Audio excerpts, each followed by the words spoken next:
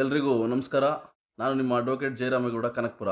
ಇವತ್ತು ತಮ್ಮ ಮುಂದೆ ಹೇಳಲಿಕ್ಕೆ ಬಯಸಿರುವಂಥ ವಿಷಯ ಯಾವುದು ಅಂತ ಹೇಳೋದಾದರೆ, ಮನೆ ಇರ್ಬೋದು ಅಥವಾ ಆಸ್ತಿ ಇರ್ಬೋದು, ಅದನ್ನು ಬಾಡಿಗೆಗೆ ಪಡೆದಿರುವಂಥವ್ರಿಗೆ ಒಂದು ಸಿಹಿ ಸುದ್ದಿಯನ್ನು ತಮ್ಮ ಮುಂದೆ ಹೇಳಲಿಕ್ಕೆ ಬಯಸ್ತಾ ಇದ್ದೀನಿ. ಪ್ರಥಮ ಬಾರಿಗೆ ನಮ್ಮ ಚಾನಲ್ನ ವೀಕ್ಷಿಸುತ್ತಿರುವಂಥ ವೀಕ್ಷಕರಾಗಿದ್ದರೆ ಈಗಲೇ ಸಬ್ಸ್ಕ್ರೈಬ್ ಆಗಿ, ಈ ವಿಡಿಯೋಗೆ ಲೈಕ್ ಮಾಡಿ, ಮತ್ತು ಎಲ್ಲ ನಿಮ್ಮ ಸಂಬಂಧಿಕರು ಹಾಗೂ ಸ್ನೇಹಿತರಿಗೆ ಶೇರ್ ಮಾಡಿ ಅಂತ ಹೇಳ್ತಾ ವಿಷಯವನ್ನು ಪ್ರಾರಂಭ ಮಾಡ್ತಾ ಇದ್ದೀನಿ. ಮೊದಲನೇದಾಗಿ ನಾವು ಪ್ರತಿಕೂಲ ಸ್ವಾಧೀನ ಅಥವಾ ಅಡ್ವರ್ಸ್ ಪೊಸಿಷನ್ ಎಂದ್ರೇನು ಅನ್ನೋದ್ರ ಬಗ್ಗೆ ತಿಳ್ಕೊಳ್ಳೋಣ. ಏನು ಭಾರತದ ಲಿಮಿಟೇಷನ್ ಆಕ್ಟ್ ಪ್ರಕಾರ ಒಂದು ಖಾಸಗಿ ಆಸ್ತಿಯನ್ನು 12 ವರ್ಷಗಳ ಕಾಲ ನಿರಂತರವಾಗಿ ಬಳಸಿದ ಬಾಡಿಗೆದಾರರು ಅಥವಾ ಇತರರು ಆ ಆಸ್ತಿಯ ಮೇಲೆ ಕಾನೂನುಬದ್ಧವಾಗಿ ಹಕ್ಕನ್ನು ಪಡೆಯಬಹುದಾಗಿದೆ. ಈ ನಿಯಮವನ್ನು ನಾವು ಪ್ರತಿಕೂಲ ಸ್ವಾಧೀನ ಅಥವಾ ಅಡ್ವರ್ಸ್ ಪೊಸಿಷನ್ ಎಂದು ಕರೆಯಲಾಗುತ್ತದೆ. ಏನು ಯಾವುದೇ ಒಬ್ಬ ವ್ಯಕ್ತಿ ಒಂದು ಮನೆ ಇರ್ಬೋದು, ಇಲ್ಲ ಒಂದು ಆಸ್ತಿ ಇರ್ಬೋದು, ಅದನ್ನು ಅವನು ನಿರಂತರವಾಗಿ 12 ವರ್ಷಗಳ ಕಾಲ ಆತನೊಬ್ಬನೇ ಅನುಭವಿಸಿಕೊಂಡು ಬಂದಿದ್ರೆ ಅಂಥ ಸಮಯದಲ್ಲಿ ಆಸ್ತಿಯನ್ನು ಅವನು ಕ್ಲೈಮ್ ಮಾಡಬಹುದಾಗಿದೆ ಕಾನೂನುಬದ್ಧವಾಗಿ. ಮತ್ತೆ ಪ್ರತಿಕೂಲ ಸ್ವಾಧೀನ ಎಂದರೇನು, ಇದರ ಅರ್ಥ ತಿಳ್ಕೊಳ್ಳೋದಾದ್ರೆ ನಾವು ಮೂಲ ಮಾಲೀಕರು ತಮ್ಮ ಹಕ್ಕನ್ನು ಸಾಬೀತುಪಡಿಸದಿದ್ದರೆ ಮತ್ತು ಬಾಡಿಗೆದಾರರು ನಿರಂತರವಾಗಿ ಆಸ್ತಿಯನ್ನು ಬಳಸುತ್ತಿದ್ದರೆ ಅವರು ಆ ಕಾನೂನಿನ ಮೂಲಕ ಆಸ್ತಿ ಹಕ್ಕನ್ನು ಪಡೆಯಬಹುದಾಗಿದೆ. ಇದು ಪ್ರತಿಕೂಲ ಸ್ವಾಧೀನ ಅಥವಾ ಅಡ್ವರ್ಸ್ ಪೊಸಿಷನ್ನ ಅರ್ಥ. ಇಲ್ಲಿ ನಾವು ಅಡ್ವರ್ಸ್ ಪೊಸಿಷನ್ ಸಂಬಂಧಪಟ್ಟಂತೆ ಖಾಸಗಿ ಮತ್ತು ಸರ್ಕಾರಿ ಆಸ್ತಿಗಳ ವಿಭಿನ್ನ ನಿಯಮಗಳು ಏನು ಅನ್ನೋದ್ರ ಬಗ್ಗೆ ತಿಳ್ಕೊಳ್ಳೋದಾದ್ರೆ, ಖಾಸಗಿ ಆಸ್ತಿಗೆ ಸಂಬಂಧಪಟ್ಟಂತೆ 12 ವರ್ಷಗಳ ನಿರಂತರ ಬಳಕೆ ಖಾಸಗಿ ಆಸ್ತಿಗಳು ಇದಕ್ಕೆ ಸಂಬಂಧಪಟ್ಟಂತೆ ನಾವು ತಿಳ್ಕೊಳ್ಳೋದಾದ್ರೆ 12 ವರ್ಷಗಳ ನಿರಂತರ ಬಳಕೆಯ ನಂತರ ಪ್ರತಿಕೂಲ ಸ್ವಾಧೀನ ಹಕ್ಕು ಪಡೆಯಬಹುದಾಗಿದೆ.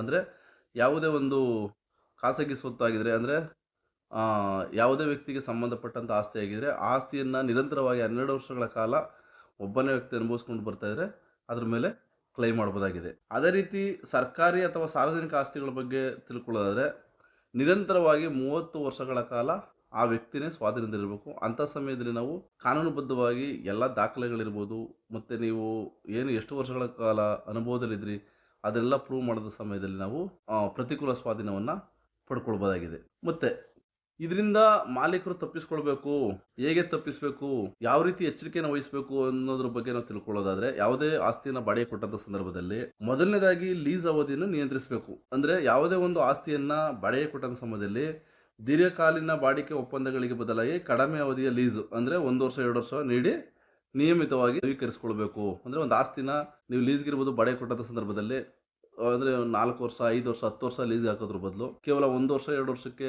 ಒಂದು ಅಗ್ರಿಮೆಂಟನ್ನು ಮಾಡಿಕೊಂಡು ಅದರ ಮೂಲಕ ನೀವು ಬಾಡಿಗೆ ಕೊಟ್ಟದ ಸಂದರ್ಭದಲ್ಲಿ ಈ ಸಮಸ್ಯೆಗಳು ಉದ್ಭವ ಆಗೋದಿಲ್ಲ. ಮತ್ತು ಎರಡನೇ ಎಚ್ಚರಿಕೆ ಅಂತ ಹೇಳೋದಾದ್ರೆ, ಬಾಡಿಗೆದಾರರ ಚಟುವಟಿಕೆಗಳನ್ನು ಮೇಲ್ವಿಚಾರಣೆ ಮಾಡಿ. ಲೀಸ್ ಅವಧಿ ಮುಗಿದ ನಂತರವೂ ಬಾಡಿಗೆದಾರರು ಆಸ್ತಿಯಲ್ಲಿ ಉಳಿದಿದ್ದರೆ ಕಾನೂನು ಕ್ರಮವನ್ನು ತಗೊಳ್ಬೇಕು. ಒಂದು ವೇಳೆ 1 ವರ್ಷ 2 ವರ್ಷ ನೀವು ಅಗ್ರಿಮೆಂಟ್ ಹಾಕೊಂಡಿರ್ತೀರ, 2 ವರ್ಷ ಟೈಮು ಮುಗಿದಿರ್ತದೆ, ಆ ನಂತರನೂ ಕೂಡ ಅವ್ರು ಅಲ್ಲೇನೇ ವಾಸ ಮಾಡ್ತಾ ಇದ್ದು ಆಸ್ತಿನ ನಿಮ್ಮ ಸ್ವಾಧೀನಕ್ಕೆ ಕೊಟ್ಟಿಲ್ಲ ಅಂತ ಸಂದರ್ಭದಲ್ಲಿ ಅವರ ಮೇಲೆ ಕಾನೂನಾತ್ಮಕವಾಗಿ ಕ್ರಮವನ್ನು ತಗೊಳ್ಬೇಕಾಗ್ತದೆ. ಮತ್ತು ಮೂರನೇ ಎಚ್ಚರಿಕೆ ನಾವು ತಿಳ್ಕೊಳ್ಳೋದಾದ್ರೆ, ಮಾಲೀಕರಿಗೆ ಸಂಬಂಧಪಟ್ಟಂತೆ ಕಾನೂನು ಸಲಹೆ ಪಡೆಯಿರಿ. ಕೆಲವೊಂದ್ಸತಿ ಯಾವುದೇ ಒಬ್ಬ ವ್ಯಕ್ತಿ ಇರ್ಬೋದು, ಇನ್ನಿತರ ಯಾರೇ ಇರ್ಬೋದು, ಆಸ್ತಿ ಇರ್ಬೋದು, ಮನೆಯನ್ನ ಬಾಡಿಗೆ ಅಥವಾ ಲೀಸ್ ಕೊಡುವಂಥ ಸಂದರ್ಭದಲ್ಲಿ ಸಮಯ ಮುಗಿದಿದ್ದು ಅವರು ಏನಾದ್ರೂ ಆಸ್ತಿನ ಬಿಡ್ಲಿಕ್ಕೆ ನಿಮಗೆ ಸ್ವಾಧೀನಕ್ಕೆ ಕೊಡ್ಲಿಕ್ಕೆ ಅವ್ರು ಇಚ್ಛೆ ಪಡ್ತಾ ಇಲ್ಲ, ಅವರು ತೊಂದರೆ ಕೊಡ್ತಾ ಇದ್ದಾರೆ, ಅವಧಿ ಮುಗಿದಿದೆ ಅಂತ ಸಂದರ್ಭದಲ್ಲಿ ನೀವು ತಕ್ಷಣ ಏನು ಮಾಡಬೇಕು, ನಿಮಗೆ ಗೊತ್ತಿರುವಂಥ ವಕೀಲರಿರ್ಬೋದು ಇಲ್ಲ ನುರಿತ ವಕೀಲರನ್ನ ಭೇಟಿ ಮಾಡಿ ಕಾನೂನು ಸಲಹೆಯನ್ನು ಪಡೆದುಕೊಂಡು ಅವ್ರನ್ನ ಸ್ವಾಧೀನದಿಂದ ಹೊರಗಡೆ ಹಾಕಬೇಕಾಗ್ತದೆ. ಏನೀಗ ನಾನು ಮೇಲೆ ಹೇಳಿದೆ ಆ 3 ಅಂಶಗಳನ್ನ ಮಾಲೀಕರು ಗಮನದಲ್ಲಿಟ್ಕೊಂಡ್ರೆ ಈ ಪ್ರತಿಕೂಲ ಸ್ವಾಧೀನ ಅಡ್ವರ್ಸ್ ಪೊಸಿಷನ್ನಿಂದ ತಪ್ಪಿಸ್ಕೊಳ್ಬೋದಾಗಿದೆ. ಒಂದು ವೇಳೆ ನೆಗ್ಲೆಕ್ಟ್ ಮಾಡಿದ ಸಂದರ್ಭದಲ್ಲಿ ಈ ಸಮಸ್ಯೆಗಳೆಲ್ಲವೂ ಕೂಡ ಉದ್ಭವ ಆಗ್ತವೆ. ಮತ್ತು ಏನು ಅಡ್ವರ್ಸ್ ಪೊಸಿಷನ್ ಅಂತ ಹೇಳಿದೆ, ಇದು ಬಾಡಿಗೆದಾರರಿಗೂ ಇದು ಅಪಾಯಕಾರಿ ಕಾನೂನು. ಅಂದರೆ ಕೇವಲ ಮಾಲೀಕರಿಗೆ ಮಾತ್ರ ಅಪಾಯವಲ್ಲ, ಬಾಡಿಗೆದಾರರು ಕೂಡ ಅನಧಿಕೃತವಾಗಿ ಆಸ್ತಿಯನ್ನು ಹಿಡಿದಿಟ್ಟಿದ್ದಾರೆ ಮಾಲೀಕರು ನ್ಯಾಯಾಲಯದ ಮೂಲಕ ತೆಗೆದುಕೊಳ್ಳಬಹುದು. ಆದ್ದರಿಂದ ಎರಡೂ ಪಕ್ಷಗಳು ಕೂಡ ಸ್ಪಷ್ಟ ಒಪ್ಪಂದ ಮತ್ತು ಕಾನೂನುಬದ್ಧ ದಾಖಲೆಗಳನ್ನು ನಿರ್ವಹಿಸುವುದು ಅಗತ್ಯ. ಏನಿಲ್ಲಿ ಬಾಡಿಗೆದಾರರು ಖುಷಿ ಪಡ್ಬೋದು, ನಾವು 12 ವರ್ಷಕ್ಕಿಂತ ಹೆಚ್ಚು ಕಾಲ ಇದ್ದರೆ ನಾವು ಆಸ್ತಿಯನ್ನು ಕ್ಲೈಮ್ ಮಾಡ್ಬೋದು ಅಂತ ಏನು ಅಂದ್ಕೊಂಡಿದ್ರೆ ತಪ್ಪು. ಇಲ್ಲಿ ಮಾಲೀಕರು ಕೂಡ ಎಚ್ಚರಿಕೆಯಿಂದ ತುಂಬ ಗಮನವಿಟ್ಟು ತಮ್ಮ ಆಸ್ತಿಯ ಬಗ್ಗೆ ಕಾಳಜಿಯನ್ನು ವಹಿಸಬೇಕಾಗ್ತದೆ. ಇಬ್ಬರೂ ಕೂಡ ಇಲ್ಲಿ ಸಮಸ್ಯೆಗಳು ಉದ್ಭವ ಆಗ್ತವೆ. ಮತ್ತು ನೀವು ಆಸ್ತಿಗೆ ಸಂಬಂಧಪಟ್ಟಂತೆ ಕ್ಲೈಮ್ ಮಾಡೋದಾದರೆ ಮಾಲೀಕರಿರ್ಬೋದು ಬಾಡಿಗೆದಾರರಿರ್ಬೋದು ಇಬ್ಬರೂ ಕೂಡ ಅಪಾಯವನ್ನು ಎದುರಿಸಬೇಕಾಗ್ತದೆ.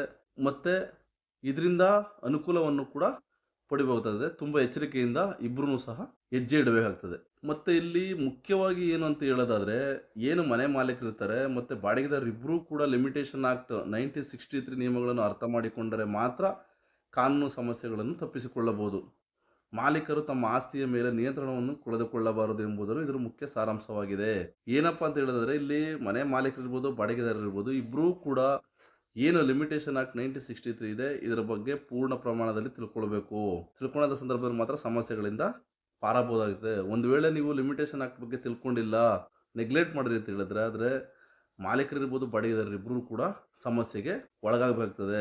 ಏನು ವೀಕ್ಷಕರೇ, ಇಲ್ಲಿವರೆಗೂ ನಾನು ಮನೆ ಮಾಲೀಕರು ಮತ್ತು ಬಾಡಿಗೆದಾರರಿಗೆ ಸಂಬಂಧಪಟ್ಟಂತೆ, ಆಸ್ತಿಗೆ ಸಂಬಂಧಪಟ್ಟಂತೆ ವಿಷಯವನ್ನು ಸಂಪೂರ್ಣವಾಗಿ ನಿಮಗೆ ಹೇಳಲಿಕ್ಕಾಗಲಿಲ್ಲ. ಕೆಲವೊಂದಷ್ಟು ವಿಚಾರಗಳನ್ನ ನಾನು ತಿಳ್ಕೊಂಡಿರೋದಷ್ಟು ವಿಚಾರಗಳನ್ನ ತಮ್ಮ ಮುಂದೆ ಹೇಳಿದ್ದೀನಿ. ಇನ್ನೂ ನಿಮಗೆ ಹೆಚ್ಚು ವಿಚಾರ ತಿಳ್ಕೊಳ್ಬೇಕು ಅಂತ ಅನ್ನೋದಾದರೆ ನನಗೆ ನೀವು ಕರೆ ಮಾಡೋದ್ರ ಮೂಲಕ ಮಾಹಿತಿನ ಪಡ್ಕೊಳ್ಬೋದಾಗಿದೆ. ಮತ್ತು ಈ ವಿಷಯ ನಿಮಗೆ ಅನುಕೂಲ ಆಗಿದೆಯಾ, ಅನಾನುಕೂಲ ಆಗಿದೆಯಾ ಅನ್ನೋದನ್ನ ನೀವು ಕಾಮೆಂಟ್ ಬಾಕ್ಸ್ನಲ್ಲಿ ಕಡ್ಡಾಯವಾಗಿ ಹಾಕಬೇಕಾಗುತ್ತೆ. ದಯವಿಟ್ಟು ನೀವು ಕಾಮೆಂಟ್ ಬಾಕ್ಸ್ನಲ್ಲಿ ಹಾಕೋದ್ರಿಂದ ಇನ್ನೂ ಹೆಚ್ಚು ಹೆಚ್ಚು ವಿಡಿಯೋಗಳನ್ನ ನಾವು ಇಂಪ್ರೂವ್ಮೆಂಟ್ ಮಾಡ್ಕೊಳ್ಬೇಕಾ, ಮತ್ತು ಏನು ಅನ್ನೋದು ನಮಗೆ ಗೊತ್ತಾಗುತ್ತೆ.